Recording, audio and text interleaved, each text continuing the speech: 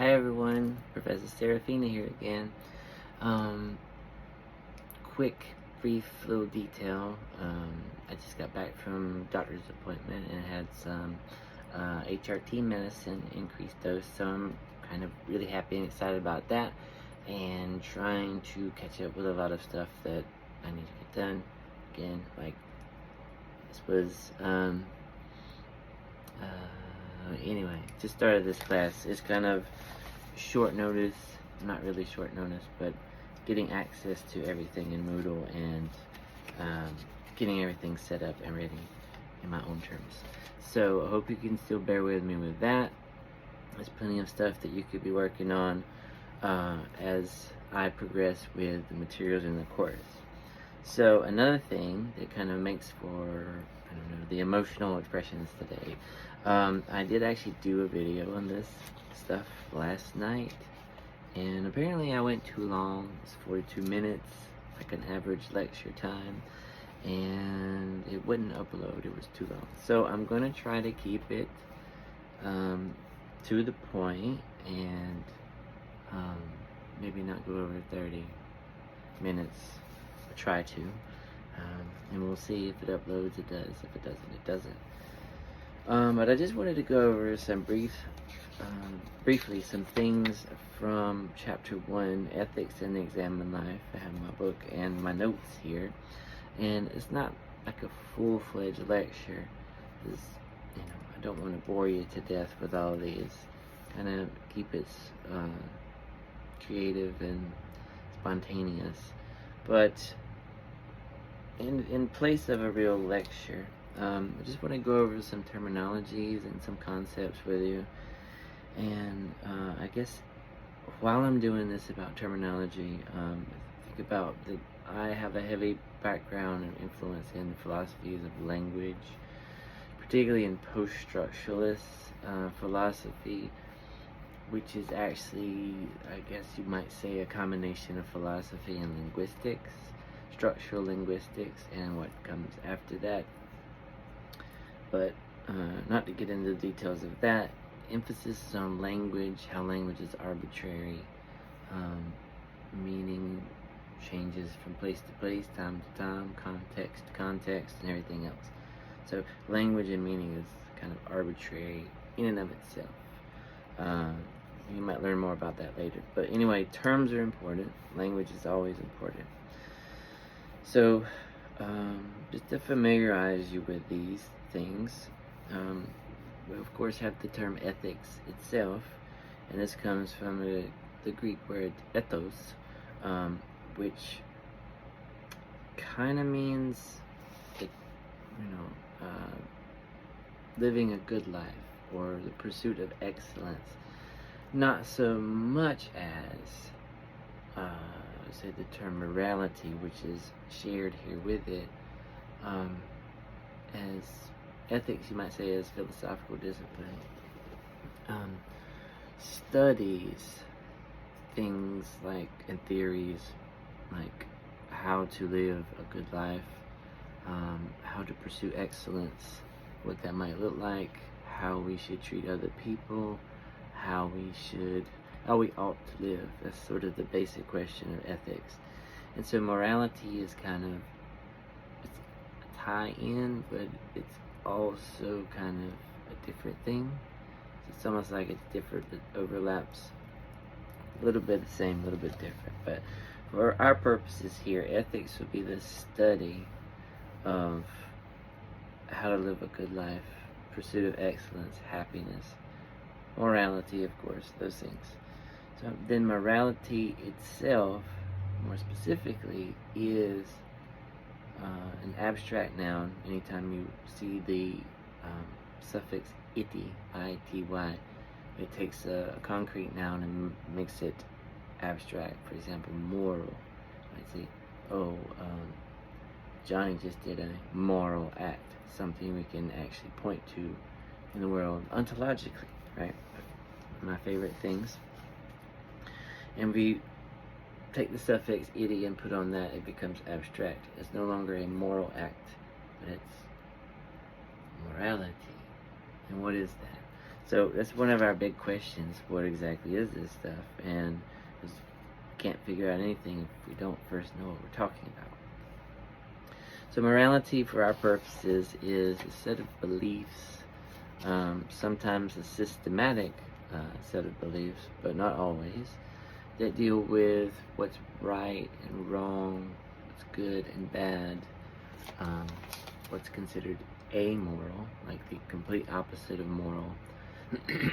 And then you also have immoral, which is not amoral, but kind of like anti-moral. So my favorite philosopher you'll hear mentioned several times, if you haven't already, by my work, Friedrich Nietzsche, called himself a few times an immoralist. So it's not that he was amoralistic.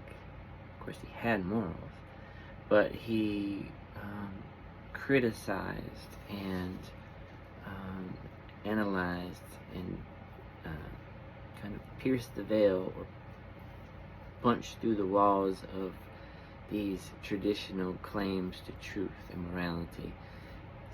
A big target of his was Christian morality, but also Kantian utilitarians, and some others.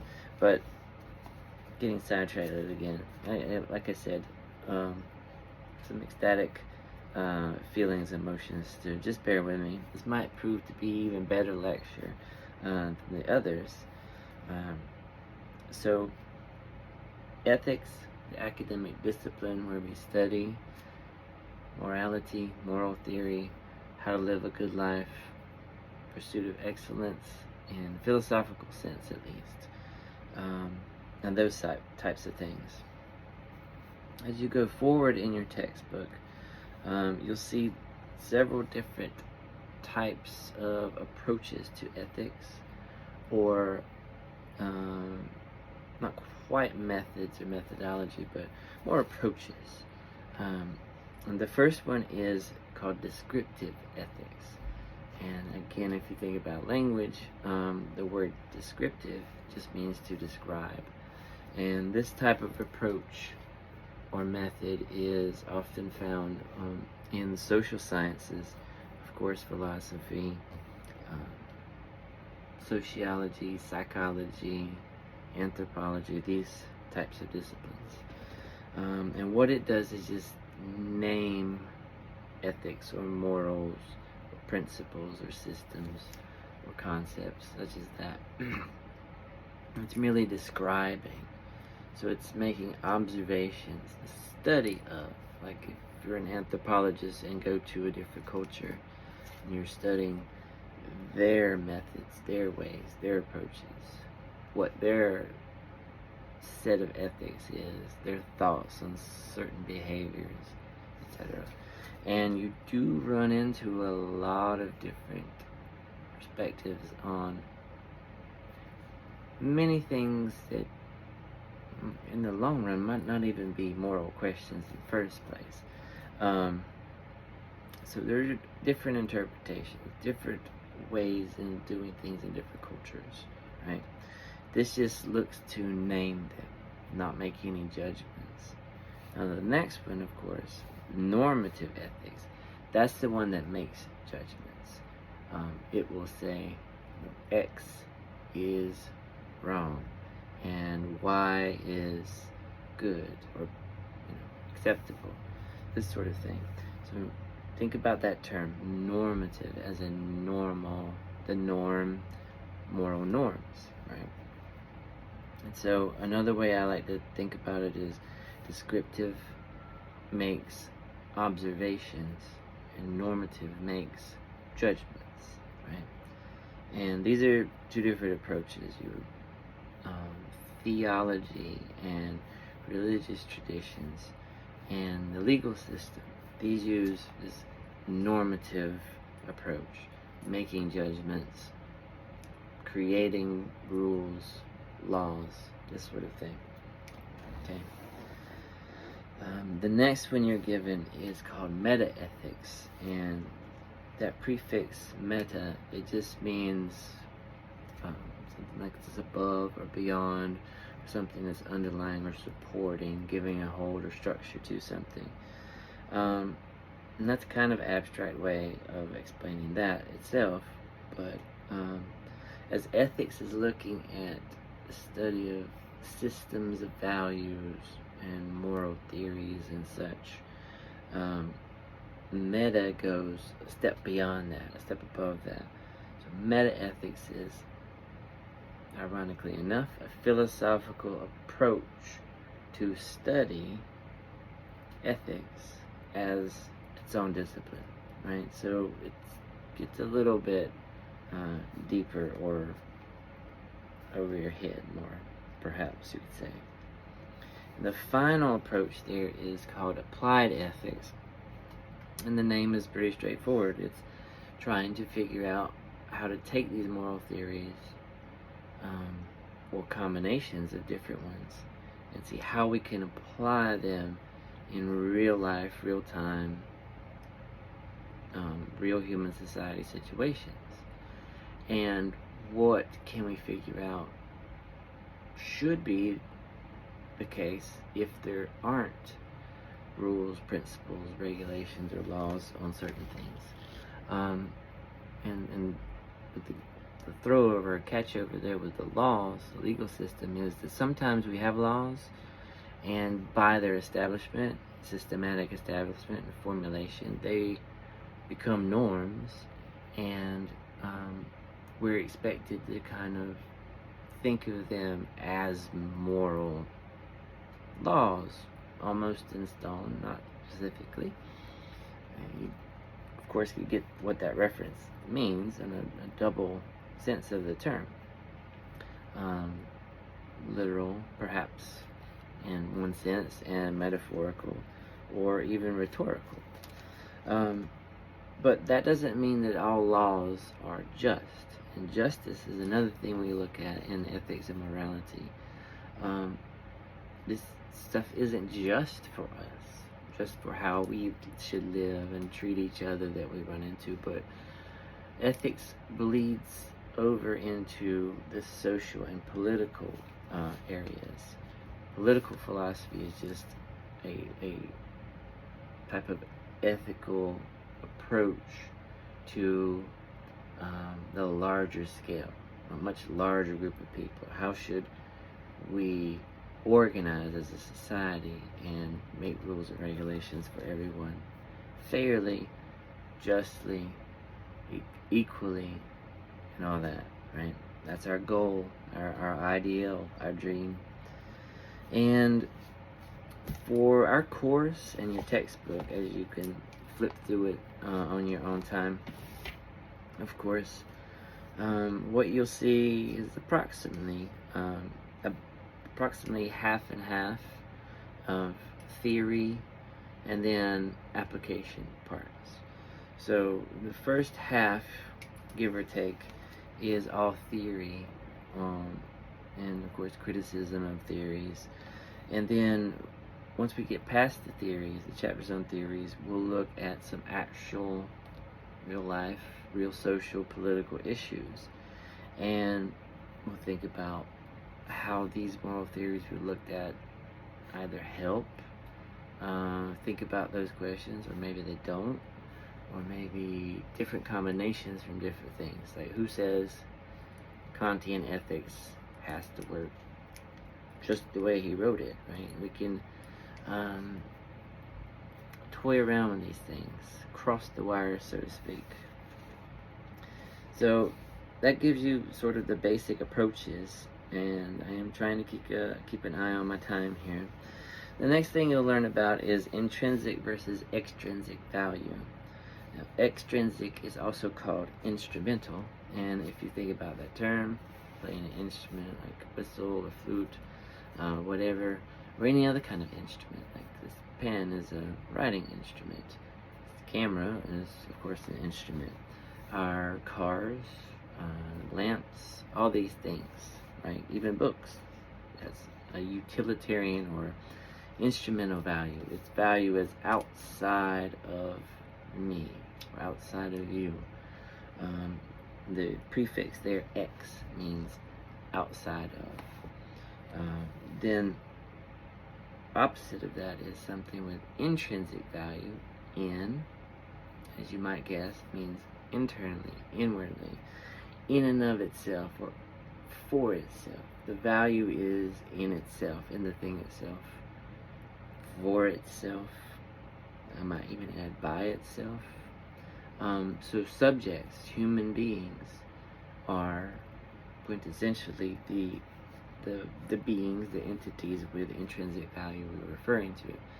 But then one might also go into, if you think about sentient animals and consciousness and feelings, and we know that mammals and other sentient animals can have feelings. They can feel pain and all these other things. So we might even take it further out. Does an animal have intrinsic value? And how are we humans, who obviously have a different brain, different type of society, if you will, what's our duty or responsibility or consequences of not looking at animals, thinking about how we should treat them? We have a weird, complicated relationship with animals. Like, we have pets, and then we have livestock that we like to fry up and eat, or grill up and eat. In some cultures, it might be okay to eat animals that we don't think is okay to eat, and then vice versa. And like, for example, in the United States, we don't eat dogs, cats, and there's a general consensus, general rule, even if, I'm not really sure if it's in the books or not, but I think so, and I would assume so, and the general consensus overall that, that's just not what you eat, right? I'm a really open-minded and experimental person, always have been. So I've eaten several different types of things: rattlesnake, bison, alligator, very yummy, goat, sheep, nothing too exotic. I have eaten crickets before, salt and vinegar flavored. My point is, though, that in our culture, in our society, we kind of label or put animals in certain mental categories. Like, we can't even possibly think of that. So if we can not think of that for one, like dogs, best friend, why not the others? They have the same sentience, right? And this we'll get into in those real life issues toward the end. There's a chapter on animal rights and questions about that therein, as well as other things. So that's a brief covering of what intrinsic versus extrinsic value is. Another way to think of it is, if something is a being or an object. Like, we are subjects, human beings, subject. Lamp is an object, right? We are persons. We are not things. Like, this pen is a thing. This ball divider is an object, right? So, kind of like this is and that's, sort of.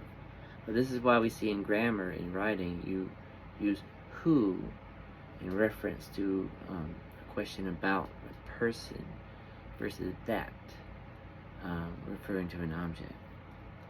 So anyway, you will get that circled if you mess that up on a paper. So moving forward, we got something called the universalist perspective. And in a nutshell, this is just saying that we believe there is some type of universal morality. And obviously things are different from different cultures, and we'll see a little bit more about that.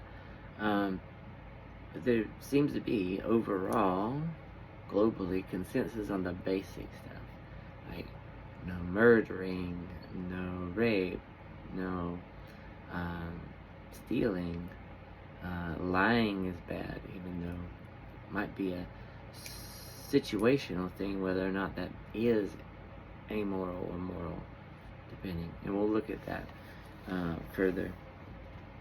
But if not a universal morality that we can all understand, at the bare minimum, universal rationality, universal human rationality, that all of us, regardless of location, culture, society, religion, race, ethnicity, gender, biological sex, disability, or anything else, that we all deserve it, that we all have it. So we all deserve a universal morality we can all agree on, right? So two different ways to look at it there. Universal morality, and I would just say, be careful with those types of things. I'm very wary of making universal claims for anything, because all it takes one sample or observation or experience for that universal statement to be thrown completely off. If you say all X blank and just one X out there someday does the opposite, well, you have to remove all. So I'm careful with universal claims and statements.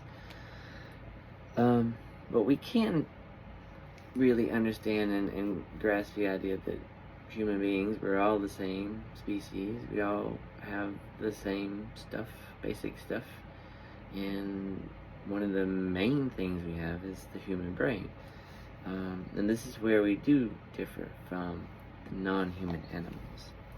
So at the very minimum, we can understand the idea and understand and strive for the concept of making and applying and maintaining some kind of universal morality for us all. Always a work in progress because things change. Regardless of whether we like it or not, things change. So, still in below 30 minutes here, but moving on just a little bit, just touch briefly on some of these things because they have plenty of information elsewhere.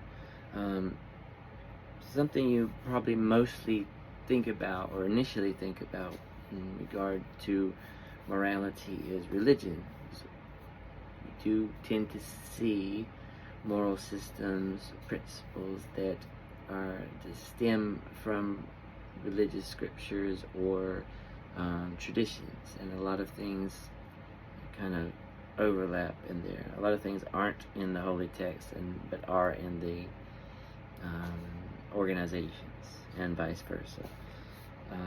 So a lot of times we associate morality with religion, like, oh, we have to have religion to have morality. The sheer fact is we don't. I push back seriously against the notion that somehow human beings are inherently wicked or evil or sinful or do bad constantly. Because when I look out in the world, I see the vast majority of people not doing wicked things. We wake up, we eat breakfast, we go to work, we go to school, we just live daily lives the best we can, trying to make it to the next day. It's certain types of people.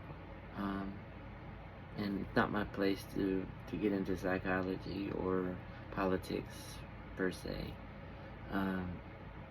But I'm just very wary about saying that we are just naturally or inherently wicked. Can we do wicked things? Yes, we have. Might always, as a species. But the majority of us don't. I mean, think about yourself.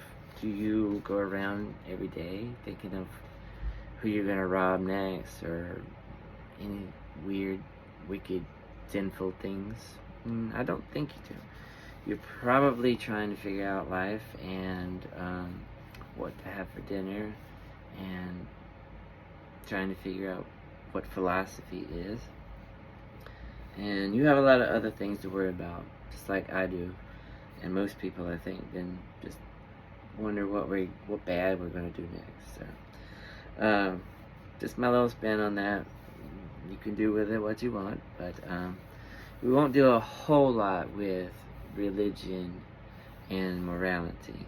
So kind of put that on the back burner, and something objective, logical, rational for philosophy, critical thinking, research papers, everything, is to leave any religious ideas kind of outside the door. Many times, not always, but sometimes people might have a tendency to appeal to what they've been told over the course of their lives. But here you want to look at things with a brand new set of fresh, open eyes. Like, okay, just assume, like, what if what I was told was wrong? What if part of it's wrong? Let's just reevaluate it. Let's take a look away from the superstitious, away from the mythological, and by this I mean religious scriptures, religious stories, not just, oh, that's a myth, but actual mythology. And this includes them all. It's not to pick and choose. But outside of those kind of mental parameters, it's like we're just learning about these things. Like, okay, let's, with the fresh mind, figure out what this stuff is. And this kind of bleeds into a big section here, but not too big, on the Socratic method. And the Socratic method, and you'll see more about this later, so I'm not going to go into details, is just a method employed by, not necessarily really sat down and created, but at least used by the famous philosopher Socrates, who has several famous sayings that you'll see in your text, such as, the unexamined life is not worth living. And he also said that the only thing I know for sure is that I don't know anything. But the Socratic method's not really formulated by him, but extended and everything. It's called, in Greek, elekos, the method of elekos.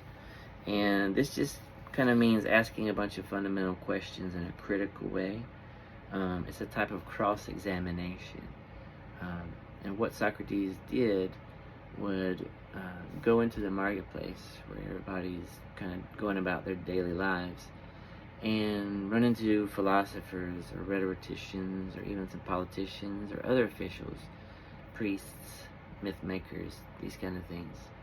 And he would engage them in a conversation and a dialogue and ask them to define these things that they make truth claims about, like love and justice and good and bad and right and wrong and everything else. And in a nutshell, what happens is his method of questioning and responding back and forth to the other person dialectically, you'll learn about that term too, just kind of pushes them up in a corner of question and doubt, and then at the end of the dialogues you're kind of left with what's called an aporia, kind of in the middle of nowhere.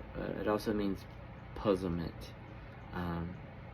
And the philosopher Derrida, Jacques Derrida, creator, if you will, of deconstruction, worked a lot on that concept as well. His own work, deconstruction, is I got heavy into that, and I could pretty much say that that's where you end up, aporia. So anyway, this is kind of the method, or at least the starting point for method, that we're going to look at and extend outward from there. This line of reasoning, question your presuppositions, question your assumptions, your traditions, everything that you've ever been told, right? Imagine everything was wrong, and now we're going to look at all these decisions, all these behaviors, figure out for ourselves, using the old noggin, what's right, wrong, silly, logical, everything else. And a final few things here before I definitely run out of time. Please, when you read the article, female circumcision. You don't have to cross it out or anything, but I just want you to think in the back of your mind. Replace the word circumcision with castration. This is a more realistically applicable term in a structurally parallel type of situation. In other words, if we compare anatomy or organs, the incision is two different structural